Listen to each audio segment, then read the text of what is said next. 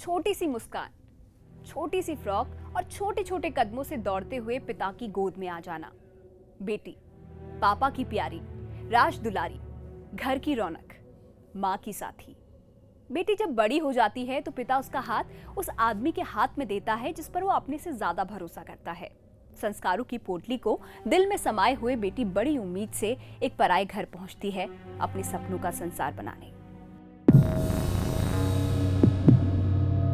पीयूष और ज्योति की नई नई शादी हुई थी। जैसा अक्सर होता है, पत्नी चाहती है कि पति के समय पर सिर्फ उसी का हक हो, लेकिन पीयूष काफी बिजी रहता था। ज्योति को लगता था पीयूष उस पर कम, काम पर ज्यादा ध्यान दे रहा है।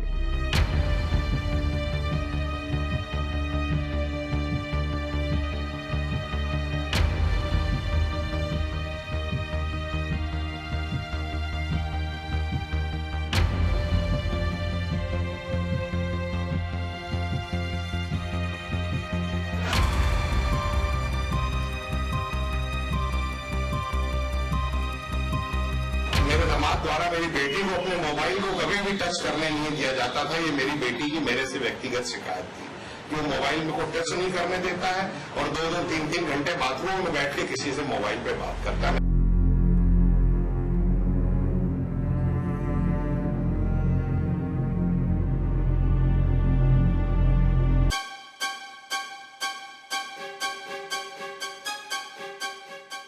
बिस्किट का व्यापार करने वाले क्या प्यार नहीं करते। 27 जुलाई 2014 को जो कानपुर शहर में हुआ, क्या उसकी शुरुआत यहीं से हुई थी? हक से पूछना भी पसंद नहीं था, तो पीयूष ने ज्योति को हकदार बनाया क्यों?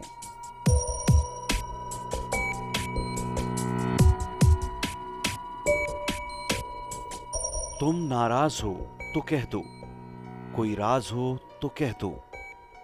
ज्योति के मन में ये सवाल घूम रहे थे। उसे समझ नहीं आ रहा था कि ऐसा क्यों हो रहा है उसके साथ। पता नहीं किसकी नजर लग गई उसकी नई नई शादी को।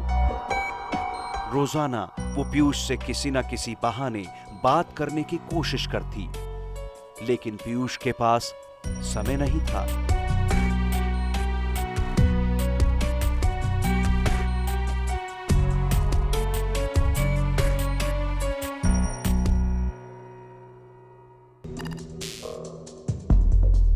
संयोग को जिसको हम डेस्टिनी कहते हैं, जिसमें एक अरेंज्ड मैरिज में खासकर एक प्रेयर होती है, एक चाहत होती है कि कहीं ये सारी चीज़ें जो हैं बिल्कुल ठीक ठाक बैठेंगी और लड़का लड़की खुश रहेंगे, परिवार लड़की को अपनाएगा और उसकी खुशी में उस इजाफा करेगा, उसकी खुशी में कहीं भी कमी नहीं आएगी।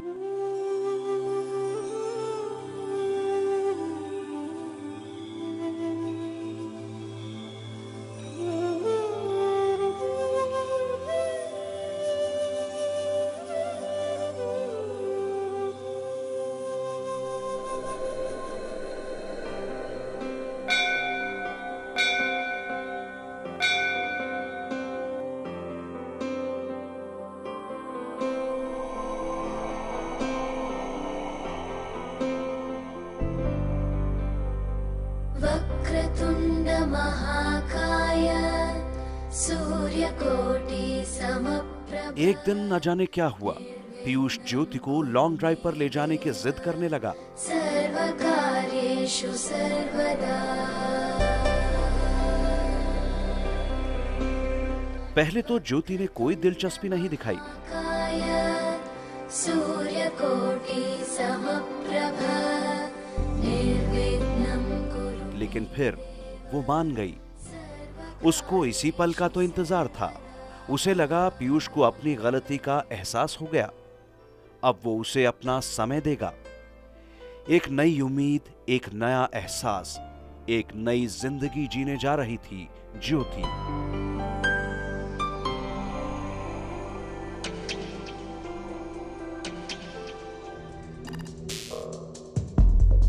उसकी आंखों में इस कदर एक चाहत होती है, एक ऐसा सपना होता है कि वो जिस घर में जा रही है वहाँ पे अपनी सोच से, अपने संस्कार से, अपने व्यक्तित्व से एक ऐसी ज्योति प्रज्वलित करे कि वहाँ पे भी खुशी जो है वो इस कदर बांट सके और खुशियों को इस कदर बटोर सके कि उसका जीवन जो है वो खुशी खुशी चलता रहे। लेकिन पता नहीं उस दिन किस्मत किसके साथ थी। बारिश शुरू हो गई और लॉन्ग ड्राइव का प्रोग्राम रफ्तार पकड़ने से पहले ही थम गया।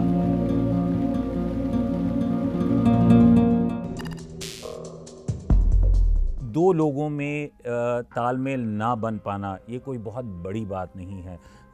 पति पत्नी में मन मुटाव होना ये बड़ी बात नहीं है। और आजकल अक्सर हम इस तरह के किस्से भी देखते हैं कि कंपैटिबिलिटी, एक दूसरे के साथ उनका तालमेल क्या है, उसका मिल ना पाना, ये भी कोई बहुत अनहोनी बात नहीं है। लेकिन इन चीज़ों पे काम किया जा सकता है।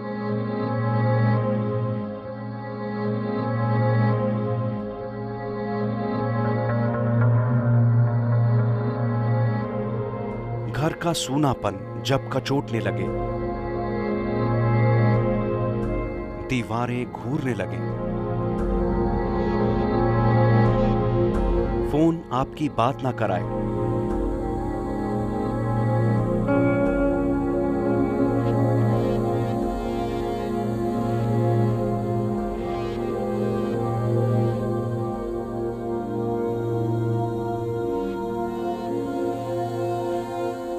किताबों के शब्द आपको समझ ना आए तो शायद जिंदगी आपसे सवाल पूछ रही है।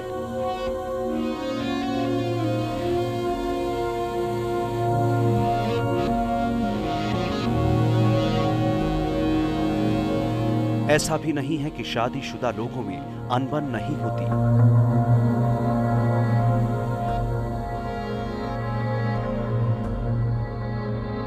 समय के साथ सब ठीक हो जाता है।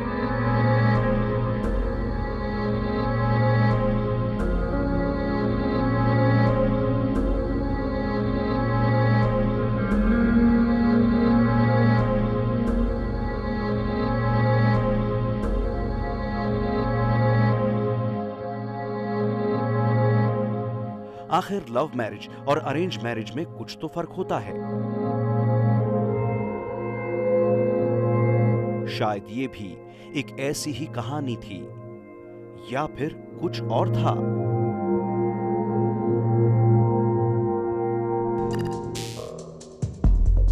उसका आत्मविश्वास जो है गिरता जा रहा होगा। वो एक ऐसी मनोस्थिति से जूझ रही थी जहाँ पे एक सेल्फ डाउट बहुत ज़ोर से परिपक्व होकर सामने आता है, जहाँ उसे ये समझ नहीं आ रहा कि कहीं मेरे में कोई कमी तो नहीं। समय बीतता रहा। ज्योति पीयूष एक उम्मीद में जीते रहे। हालात बदल रहे थे। ज्योति रक्षाबंधन पर घर जाने वाली थी। उसके घर वाले बेसब्री से उसका इंतजार कर रहे थे।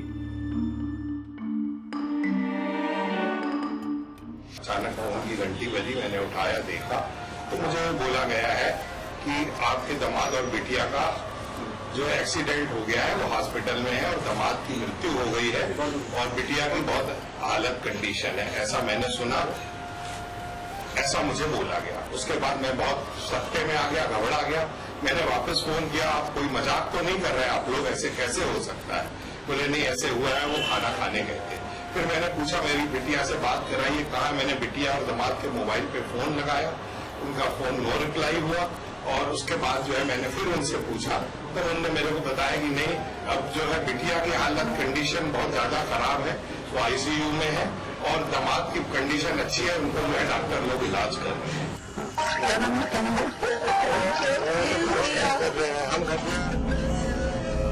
ज्योति नहीं रही। एक सपना टूट गया, एक शादी टूट गई, एक रिश्ता टूट गया।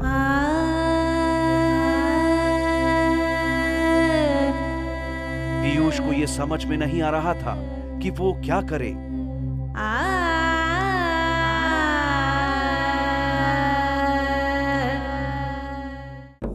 अचानक ये क्या हुआ? अचानक या ये होना तय था? पीयूष के जीवन की ज्योति कैसे बुझ गई? क्या ये एक ऐसी घटना थी जो अमूमन बड़े शहरों में घट जाती है, या फिर किसी बड़े राज से पर्दा हटने वाला था?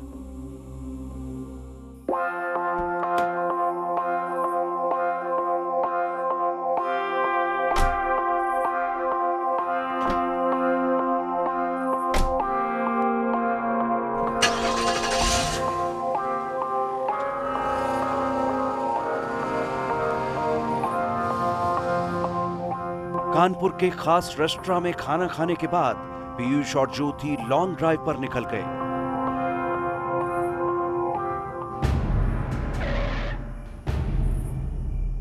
रास्ते में कुछ लोगों से पीयूष की कहासुनी हो गई।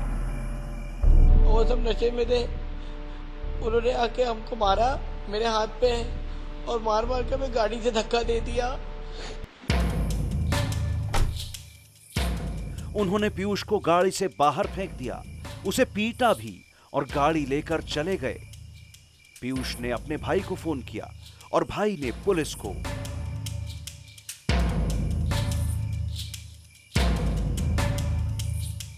मेरी गाड़ी लेके भाग गए उसके साथ, और जब वो लोग भागे तो मेरी गाड़ी का दरवाजा खुला हुआ था। वो लोग थोड़ी गाड़ी लेके भाग गए। मैंने चिल्लाया कि मेरी मदद करो, लेकिन मेरी मदद करने वाला कोई नहीं आया। फिर इतने में तब तक मैंने अपने भैया लोगों को, पापा को, सबको, माँ को फोन करा। लेकिन पुलिस को पीयूष की कहानी सहज नहीं लग रही थी। पुलिस के कुछ सवाल थे जिनका जवाब पीयूष को देना था।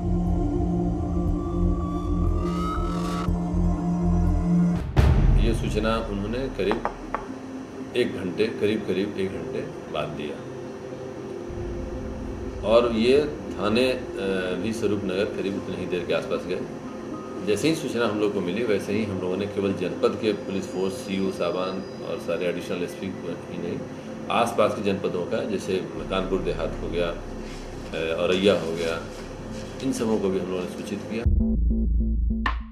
पीयूष ज्योति के साथ समय बिताने गया था, बाहर खाना खाने गया था, तो वो अपनी महिला मित्र को एसएमएस क्यों कर रहा था? कलेक्शन और एनालिसिस ऑफ सेल फोन्स, जो भी सस्पेक्टेड पर्सन्स, जो भी कोर्ट से संबंधित जो हमारे प्रोसीजर्स हैं, और इसके अलावा जो हम लोगों ने इस बार जो किया था, जिसको आप लोगों ने इतना सराहा, कि जो मैक्सिमम हम जो टेक्निकल एविडेंसेस हैं, सीसीटीवी फुटेज, सीडीआर एनालिसिस, इन सभी चीज़ों को हमने ज़्यादा लिया है। सीसीटीवी फुटेज में हुक्का पीता पीयूष,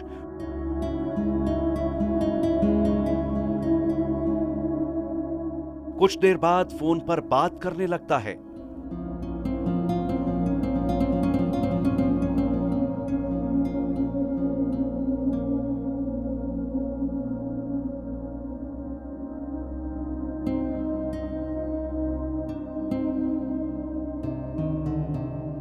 और बात करते हुए 3 मंजिले रेस्टोरेंट से नीचे उतरकर सड़क पार चला जाता है, और लगभग 15 से 20 मिनट बाद वो वापस ज्योति के पास आता है।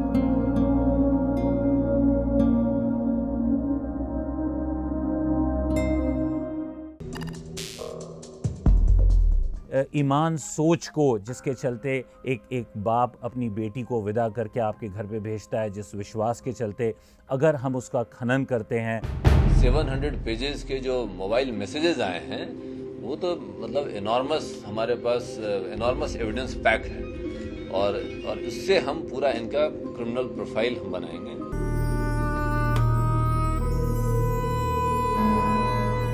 कुछ देर बाद ज्योति और पीयूष रेस्टोरेंट से बाहर निकलते हैं और लॉन्ग ड्राइव पर चले जाते हैं,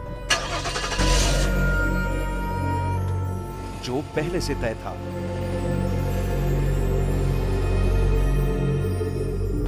क्रिमिनलिटी कैसे कैसे इवॉल्व कर रही है, और कैसे मिल करके प्रायर मीटिंग ऑफ माइंड कहाँ हो रहा है इनकी महिला मित्र का और इनका, इस घटना को करने के लिए, और फिर कैसे घटना हो रही है, और घटना होने के वक्त भी जो मैसेजेस एक्सचेंज हुए हैं वो भी हमारे लिए बहुत इंपॉर्टेंट है, जो हमको मिल गए हैं।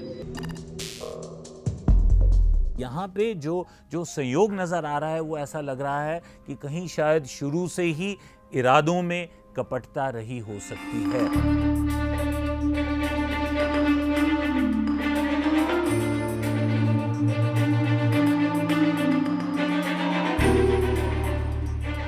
कुछ देर गाड़ी चलाने के बाद पीयूष एक तय जगह पर गाड़ी रोक देता है।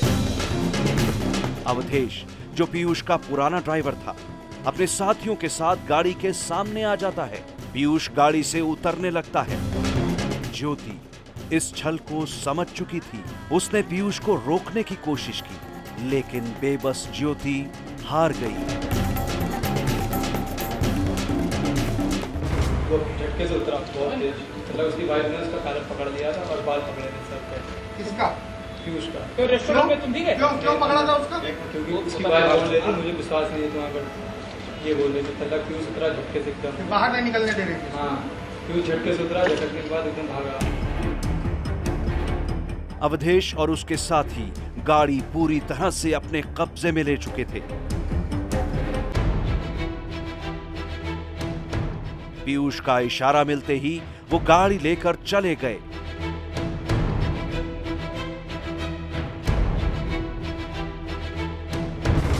खड़ा था उस जगह पे, उसने कुछ इशारा किया कि लेके जाओ।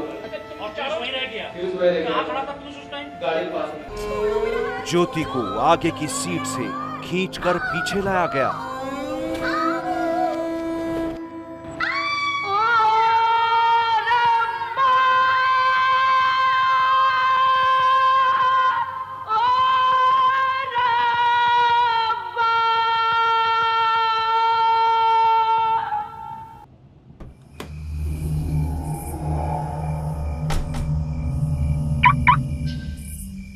लगातार चाकुओं से हमला कर उसकी जान ले ली गई। एक आह भरी होगी हमने न सुनी होगी, जाते जाते तुमने आवाज तो दी होगी। हर वक्त यही है गम, उस वक्त कहाँ थे हम कि जब तुम चले गए। चिट्ठी न कोई संदेश, जाने वो कौन सा देश जहाँ तुम चले गए, कहाँ तुम चले गए। मोबाइल फोन था, उन्हें कहना था कि वो गाड़ी में है। उससे हम लोग डेवलप करके ये लोकेशन पर आए कि वो पनकी लोकेशन मिल रहा है, तो सारे हम लोग पनकी की तरफ भागे। पनकी के पास फिर ये कार मिली। इस कार में महिला का लहूलुहान शरीर था। फिर हम लोगों ने वो पहले चूँकि ज़रूरी है कि उसको हॉस्पिटल भिजवाएं कि कहीं जान बची हो तो जान बचा लें, तो आगे का शीशा तोड़ करके, चूँकि सेंट्रल लॉक लगा हुआ था, तो आगे का जो बाएं तरफ का जो विंडो है उसको तोड़ करके हम लोग बॉडी निकाल करके फिर हम लोग हाईलाइट हॉस्पिटल भिजवाए, जहाँ पर कि ब्रॉड डेड घोषित किया गया।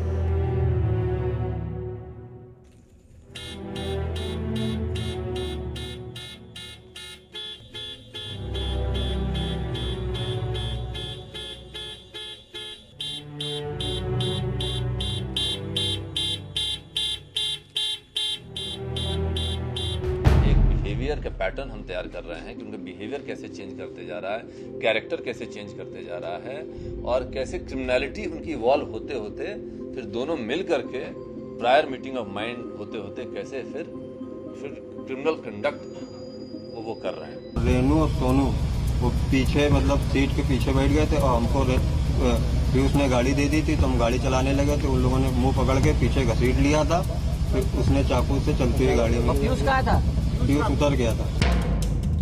ज्योति का जो हस्बैंड है, इसी ने इस पूरा घटना का प्लानिंग किया और इसमें इन्होंने 3 व्यक्तियों को हायर किया और उनको 50,000 रुपये में डील सेट किया और उनसे ये हत्या को अंजाम दिया। और ये सभी व्यक्ति जो अंजाम दिए थे, जिन्होंने घटना में शामिल थे, वो सबको गिरफ्तार कर लिया गया है और पीयूष को भी गिरफ्तार कर लिया गया है और एक महिला मित्र इनके जो है उनको भी गिरफ्तार किया गया है। सारे आरोपी पुलिस की गिरफ्त में थे। पीयूष अपने पड़ोस में रहने वाली मनीषा को चाहता था, लेकिन उनकी कुंडली नहीं मिली।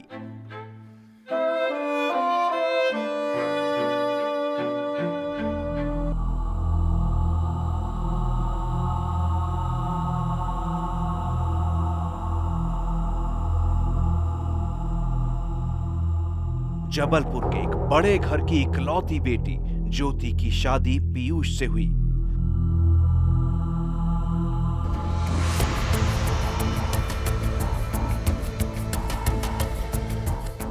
लेकिन पीयूष मनीषा को ही चाहता रहा।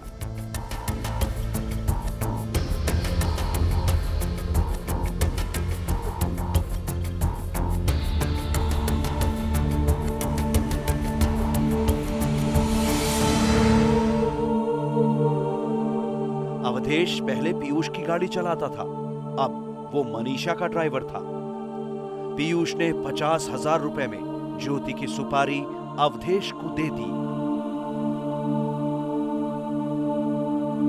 मैं यहाँ की सरकार और सभी राजनीतिक दलों से हाथ जोड़ के प्रार्थना करता हूँ कि इस मामले में किसी प्रकार की रोटियां न सीखें, एक पिता के दुख को देखें।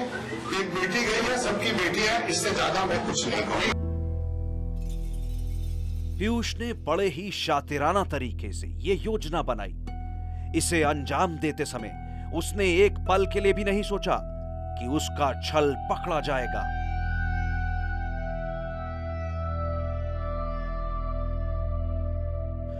शादी सिर्फ दो लोगों की नहीं, दो परिवारों की भी होती है। सब कुछ बर्बाद करने से पहले अगर पीयूष थोड़ी सी हिम्मत जुटा लेता और ये कह देता कि वो शादी अपनी मर्जी से करेगा, तो आज ज्योति जिंदा होती।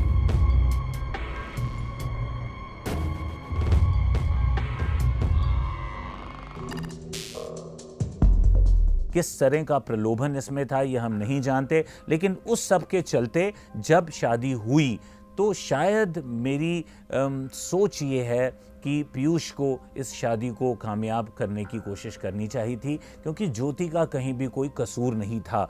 और शायद कुछ समय बाद भी अगर ये लग रहा था कि उस रिश्ते में वो पूरी तरह ठहराव नहीं है, तो शायद इसके बारे में स्पष्ट रूप से शायद वो बात करता, तो एक बाप एक माँ अपनी बेटी से हाथ ना धोते, उसका कत्ल ना होता। वो किसी से हो सकती है, हमसे हो सकती है, आपसे भी हो सकती है।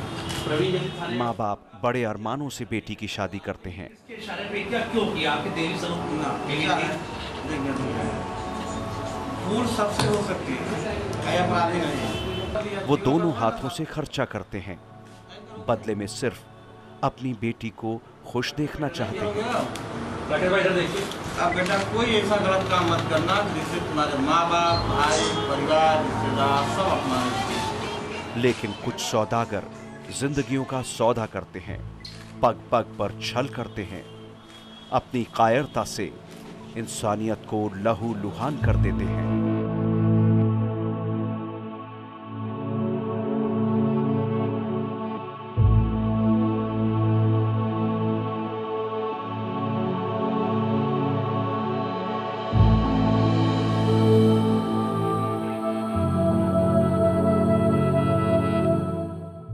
अगर आपको थोड़ा भी संदेह हो छल धोखे का, तो तुरंत अपनी बेटी से बात करें और खुलकर बात करें, उसको अपना पूरा समर्थन दें। रिश्ते बन सकते हैं पर जिंदगी वापस नहीं आ सकती। पीयूष, अवधेश और उसके साथी इस वक्त कानपुर की जेल में बंद हैं। पीयूष की दोस्त मनीषा जमानत पर बाहर है। कई बार रिश्ते बनते तो हैं पर ये खोखले होते हैं, तो रहिए सावधान, कोई छल ना जाए।